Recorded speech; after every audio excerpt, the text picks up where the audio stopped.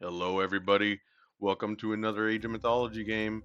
This time with Spez69 versus Poon Slayer. Very sexual in the way these guys name their characters. Let's see. Let's find out who's the Dom and who's the bottom.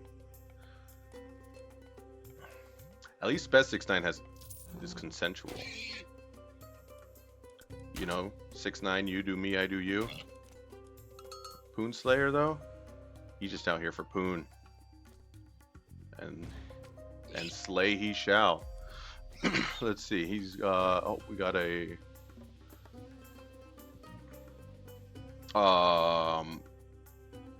is that Raw? I can't remember now. But we got Fryer on the other side. That's Spez69. Gathering some gold at the beginning, some food. We got 2 on wood. Okay. He's got 1 dwarf so far. Red on the other hand, heavily on food, using his pharaoh to enhance the granary.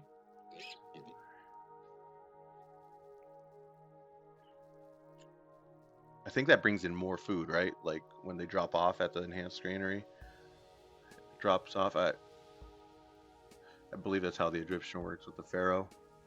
Somebody correct me.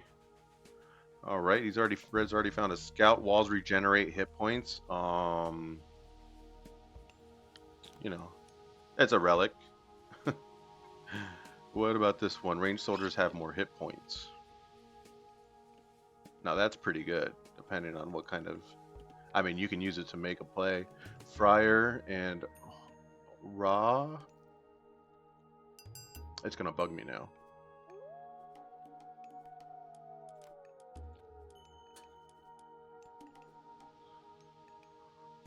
Blue just casually walking in with his berserk, scout out what Red has done. Did he notice? He probably noticed how many were on food or on wood, gold here, and is anticipating something. I mean, Egyptians just need a lot of gold in general, though. So, but so do the Norse, and he's already got 3 dwarves on gold. Okay, 4 villagers in the town center. Okay, he was teleporting them. Now that's some good micro. This is my first cast taking off the noise gate. I had somebody say that I was when I got quiet, it was hard to understand me. And so I think that's because the noise gate was cutting off whenever I would talk more quietly. So I took off the noise gate, and I want to see how this run goes. Lots on gold here. Gets out his temple. He's gonna make priests, or he's just trying kind of love. Just gonna age up here. No, he's making a priest. There it is. 9 on gold now. Oh, he sent 2 of them to lumber camp. Okay. So he's got his temple out. He's just probably waiting for another. There, I think that's another villager. Where is he using his gold? Anyways, he's got another scout out, or priest that he sent out for scouting. This one's going this way. Finally going to explore the map a little bit. Meanwhile, blue is hiding a house. I wonder why. Maybe to see if red docks at some point, which is what they should do. Blue's already started. This is the range hit points, more attack, yeah. Let's see what other relics are here on the map. We've got a pair of lines periodically appear at your temple and respawn. That's pretty good. We got this relic over here. God powers recharge faster and cost us favor to recast. That's a pretty good one. Let's use 4 relic. Oops. That's all of it.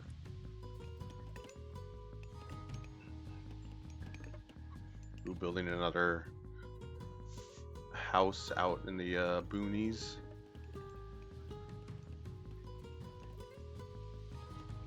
He's got lots on wood now. I wonder what his plan is. Let's get back to what Poonslayer's doing. Poonslayer did start a dock, just like Blue thought.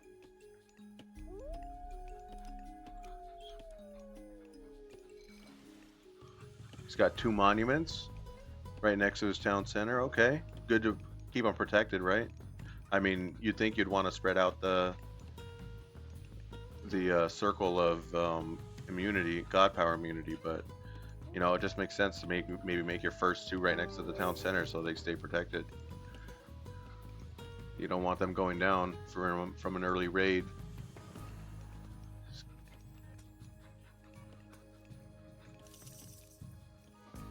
Boonsayer has lots on gold.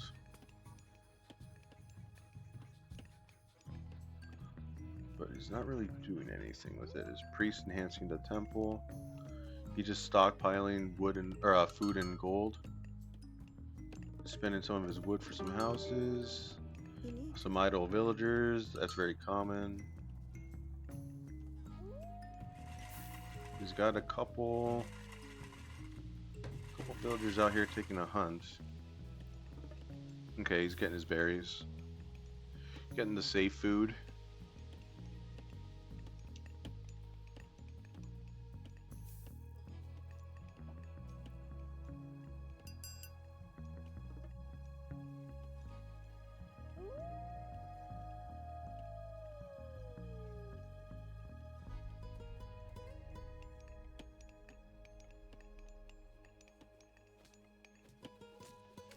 Blue coming in with a Valkyrie, trying to take out a villager maybe.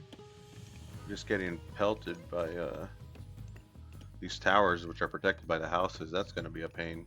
Oh, look at them. Red's doing it to every single house.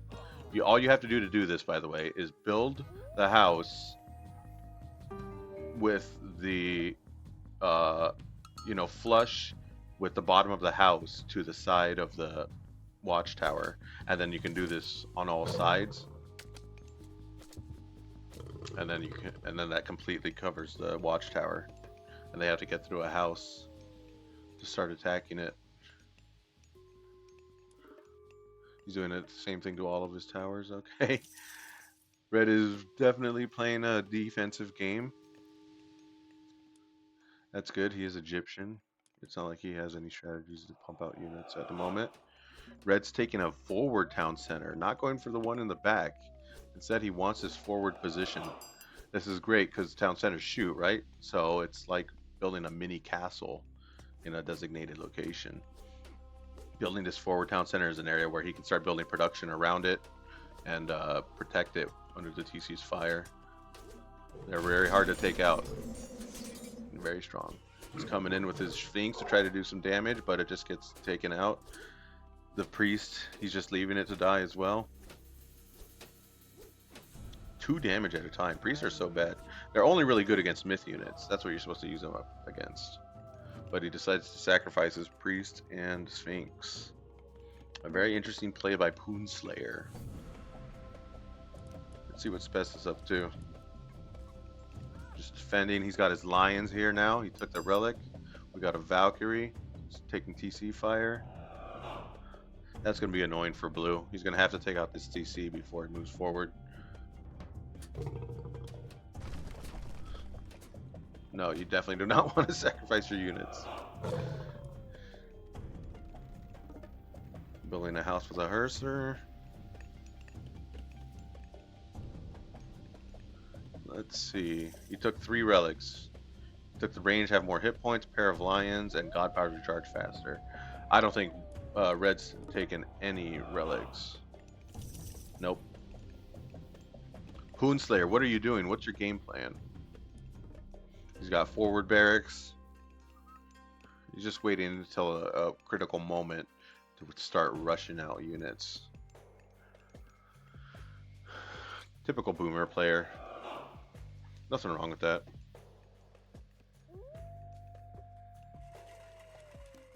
He just likes to boom.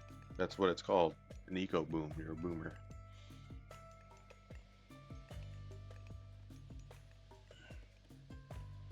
Lots on wood still. But he's spending it, man. I think he's just started with, yeah, some forward production, a new armory, a great hall. Is that his second great hall? Yeah, second great hall. He decides to build from the dock? That's weird. I mean, this dock has stronger health than a wall, right? So might as well use it as a post. Now he decides to extend this wall only up to here. What's his plan with that? He just doesn't want units coming in from down here. He wants to be able to see them and go directly for his dwarves. Not a terrible idea. It's just interesting. Interesting play. He's already started fighting. Oh, we got a Leviathan out, trying to take out the Drekkai. A dragon ship, going for the myth unit. There are no hero ships, huh? So seems to be attacking the dock directly, which is an interesting decision, because I don't think he's going to take it out anytime soon. He might as well try to take out the myth unit. So if he concentrated all his attack on one Leviathan, he might be able to take one out. But at the moment, he's just kind of letting his ships take damage and die. He really wants that dock down. That's what he's going for. He said this dock is going down before anything else.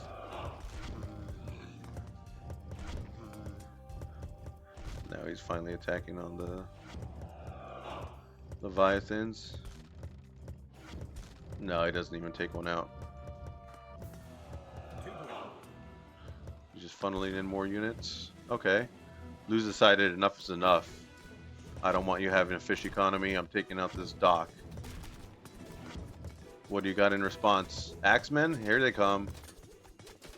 He started building his units. They come out and they do bonus damage against infantry.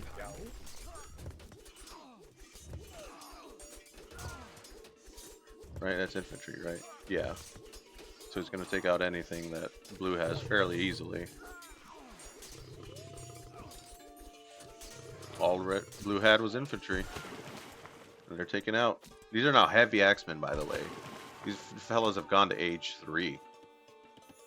Some interesting god choices. A Kraken comes out. Takes out the Leviathan.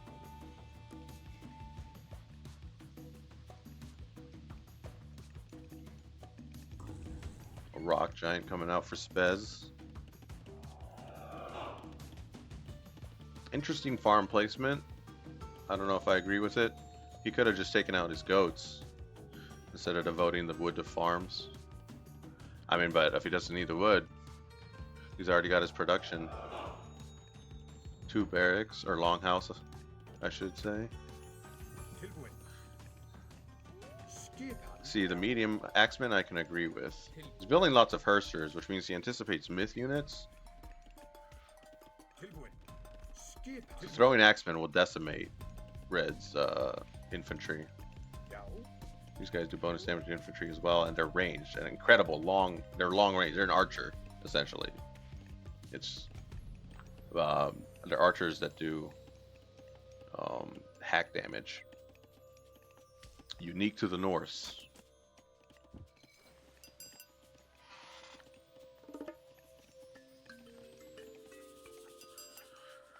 Blue just stockpiling lots of gold. Oh, what do we have? A rock drop? Do we have a rock drop?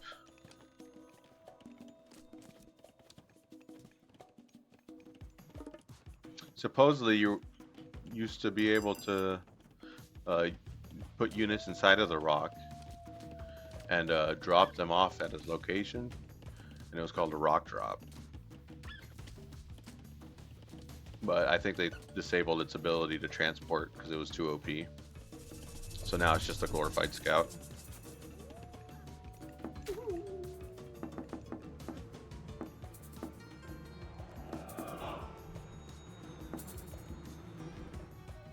So we won't see any rock drops today.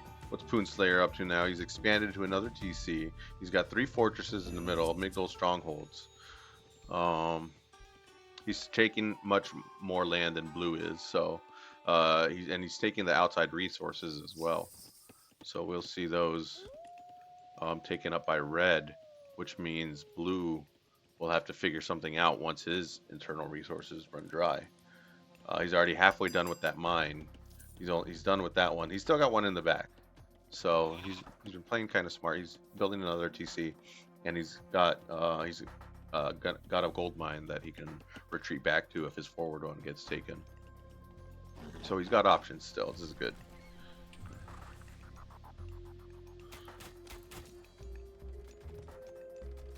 Moving in with his forces.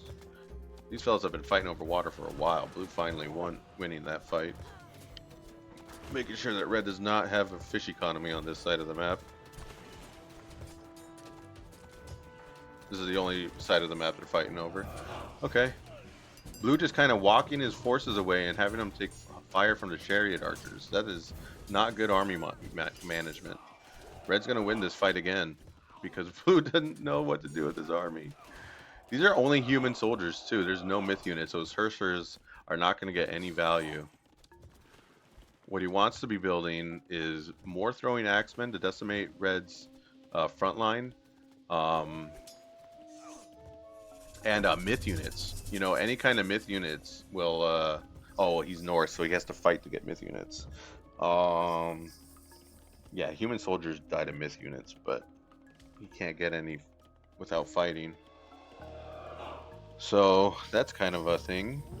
He decides to build a hill fort to protect his gold here. What happened to his dwarves? They decided the back gold was more important? Okay. I think you should still take this one first. Red has all the TCs now on his side of the map. There's only one left for Blue, and he's already taken it. So he's playing against a 4 TC army soon enough. Yeah, look at their army. Look at Red's army size. He's already got 221 out of 235. That's much more than Blue's 190. And he's going to use that massive economy and that massive to build a massive army, and then just crush Blue. This is terrible. This is a terrible fight for Blue, but he has to take it, or he loses. That wasn't his only opportunity to kill the Axemen. Okay, Red decides to retreat his army and put his chariots on the front line, but it's okay. Blue takes the opportunity to attack. He's taking out some units. Lots of the Axemen are falling, but he's got elephants, and which are not infantry, they're cavalry, and chariot archers, which are also cavalry, ranged soldier cavalry. So what he should be building is, I don't know if Norse have like a pikeman or anti-cavalry specialist, but what he's currently got is not working. He decides to freeze the enemy army here using his god power. This gives him time to take out some of the chariot archers, which Red kind of sacrificed, but it means nothing to Red. He's coming out with more and more. We have a portable ram. Coming out to try to take out this Migdol stronghold. Not going to do much damage before dying. Unfortunate.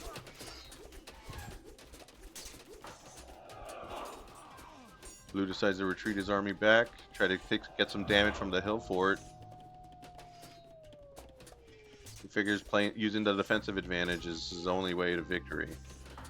But really, I think it's already over.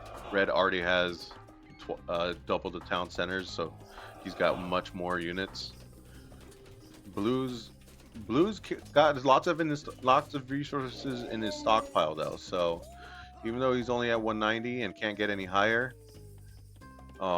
if he strategically uses those 190 really well, he could try to beat Red. But all these really can do is keep. He's got Huskarls. Okay, these guys are ranged. They also do hack damage. No, they're not ranged, but they have a bonus against archers. It's interesting.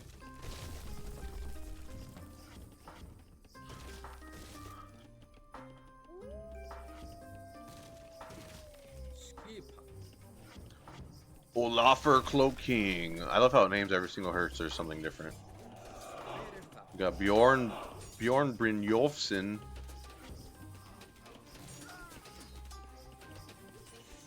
It's an interesting way to engage. Chariot archers are just pelting away. They're champion chariot archers too. He reached age 4. There's nothing blue can do to stop this. He doesn't really have the anti-infantry to take out the cavalry. And all of his units just crumble. He's stockpiling 3,000 wood. Those villagers could have been used on somewhere better. He could be... I don't know. He's already exhausted his gold. This game's over. He's trying to get as much as he can from his forward gold. But this is exactly where the enemy army is. He should have took this first and then retreated back.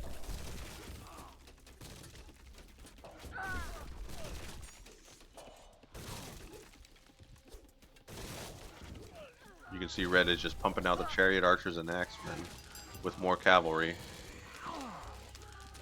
Champion units, champion war elephants. What can you even do? This game is over for blue. Good try. Good try, Spez, but today you were the bottom.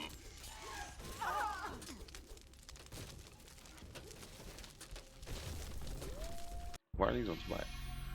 Poonslayer victory. All right. Nice try, Spez. Let's see what we got here. Poonslayer getting most of the accolades, of course. Spez got the most relics. He was the relic man. I was rooting for him. When I saw he got those relics, it looks like he could have taken them at so much of the early game. He got to age 3. Got to age 3 and his army tanked. There must have been a fight there. And then, you know, he had the bigger army for a lot of the fight, but Red's had the economy. And Red just kept him off and kept him off. His army got bigger and bigger and bigger until it came to the end game, and it was just too much for blue. Anyways, a great fight. Let's see, largest army. We both got 48. Red, of course, killing many more units than blue. I mean, what are you gonna? What's? I mean, it's a freaking war elephants. What are you gonna do? Anyways, and those fights on water were great. Blue made sure Red didn't have a dock economy, and it was hilarious. Anyways, thanks for watching. Leave a like and subscribe if you want or whatever. But give me feedback. I'd love it. Thank you so much. Bye bye.